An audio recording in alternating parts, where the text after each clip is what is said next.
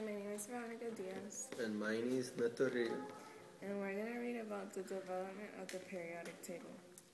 Prior to the 1700s, the number of known elements was relatively small, consisting mostly of the metals that had long been used for coinage, jewelry, and weapons. From the early 1700s to the mid-1800s, however, chemists discovered over 50 new elements. The first attempt to organize these elements according to the similarities in their properties was made by the German chemist Johann Dobereiner in 1780 and 1849, who grouped elements into triads, 3 elements with similar properties. For example, Dobereiner formed a triad out of barium, calcium, and strontium, 3 fairly reactive metals. About 50 years later, English chemist John Newlands, who lived from 1837 to 1898, organized elements into octaves, in analogy to musical notes. When arranged this way, the properties of every 8th element were similar, much as every 8th note in the musical scale is similar. Newlands endured some ridicule for drawing an analogy between chemistry and music, including the derisive comments of one colleague who asked Newlands if he had ever tried ordering the elements according to the first letters of their name.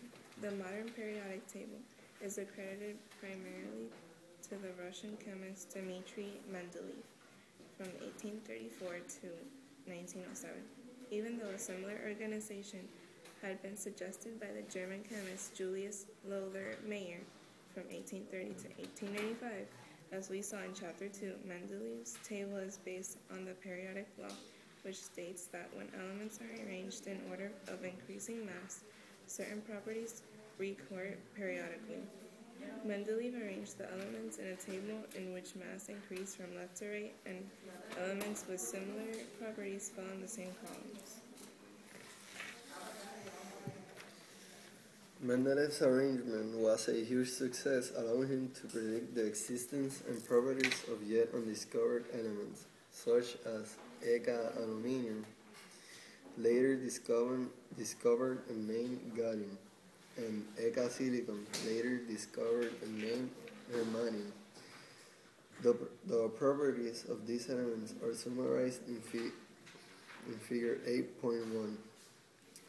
However, Mendeleev did encounter some difficulties. For example, according to accepted values of atomic masses, tellurium should come after iodine, but based on their properties, Mendeleev placed tellurium before iodine and suggested that the mass of tellurium was erroneous.